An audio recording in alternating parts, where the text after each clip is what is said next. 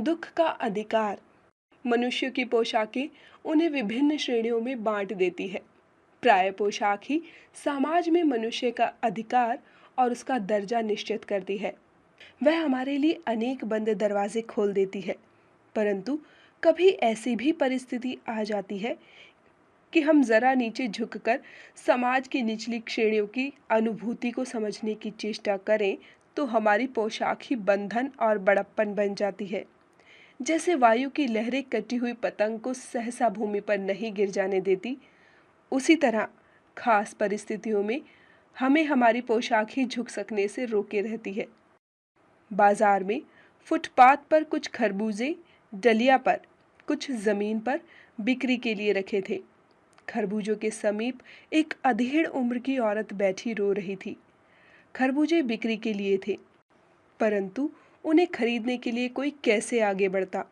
खरबूजों को बेचने वाली तो कपड़े से मुंह छिपाए सर को घुटने पर रखे फफक फफक कर रो रही थी। पड़ोस की दुकानों के तख्तों पर बैठे या बाजार में खड़े लोग घृणा से उस स्त्री के संबंध में बात कर रहे थे। उस स्त्री का रोना देखकर मन में एक व्यथा सी उठी, पर उसके रोने का कारण जानने का उपाय क्या था। फुटपाथ पर उसके समीप बैठ सकने में मेरी पोशाक ही व्यवधान बन खड़ी हो गई। एक आदमी ने घृणा से एक तरफ थूकते हुए कहा, क्या जमाना है, जवान लड़के को मरे पूरा दिन नहीं बीता और यह बेहया दुकान लगाकर बैठी है। दूसरे साहब अपनी दाढ़ी खुजाते हुए कह रहे थे, अरे जैसी नियत होती है अल्लाह भी वैसी ही बरकत देता है। सामने के फुटपाथ पर खड़े एक आदमी ने दिया सलाई की तीली से कान खुजाते हुए कहा, अरे इन लोगों का क्या है, ये कमीने लोग रोटी के टुकड़े पर जान देते हैं। इनके लिए बेटा बेटी खसम लुगाई धर्म ईमान सब रोटी का टुकड़ा है।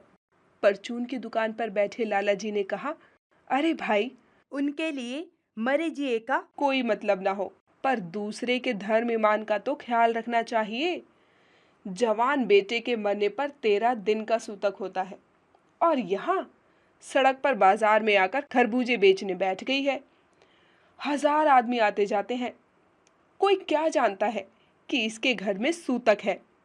कोई इसके खरबूजे खा ले तो उसका ईमान धर्म कैसे रहेगा। क्या अंधेर है। पास पड़ोस की दुकानों में पूछने से पता लगा उसका 23 बरस का जवान लड़का था।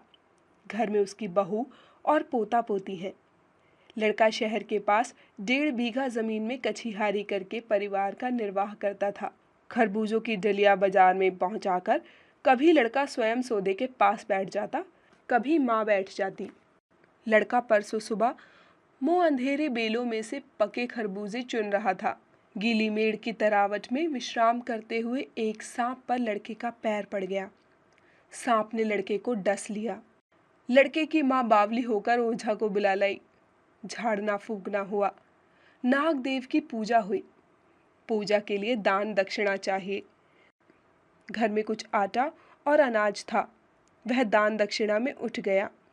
माँ, बहू और बच्चे भगवना से लिपट लिपट कर रोए, पर भगवना जो एक दफे चुप हुआ तो फिर न बोला। सर्प के विष से उसका सब बदन काला पड़ गया था।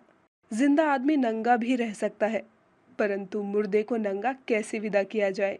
उसके लिए बाजार की दुकान से नया कपड़ा तो लाना ही होगा, चाहे उसके लिए माँ के हाथों की छन्नी ककना ही क्यों ना बिक जाए। भगवाना परलोक चला गया। घर में जो कुछ चुनी भूसी थी उसे विदा करने में चली गई। बाप नहीं रहा तो क्या, लड़के सुबह होते ही भूख से बिलबिलाने लगे। दादी ने उन्हें खाने के लिए खरबूजे दे दिए, लेकिन बहू को क्या देती। बहू का बदन बुखार से तवे की तरह जल रहा था। अब बेटे के बिना बुढ़िया को कोई कुछ उधार भी क्यों देता। बुढ़िया रोते रोते और आंखें पोंछते पोंछते भगवाना के बटोरे हुए खरबूजे डलिया में समेटकर बाजार की ओर चली। और चारा भी क्या था। बुढ़िया खरबूजे बेचने का साहस करके आई थी, परंतु सिर पर चादर लपेटे, सिर को घुटने पर टिकाए हुए फफक फफक कर रो रही थी। कल जिसका बेटा चल बसा, आज वह बाजार में सौदा बेचने चली है। हाय रे पत्थर दिल। उस पुत्र वियोगिनी के दुख का अंदाजा लगाने के लिए पिछले वर्ष अपने पड़ोस में पुत्र की मृत्यु से दुखी महिला की बात सोचने लगा।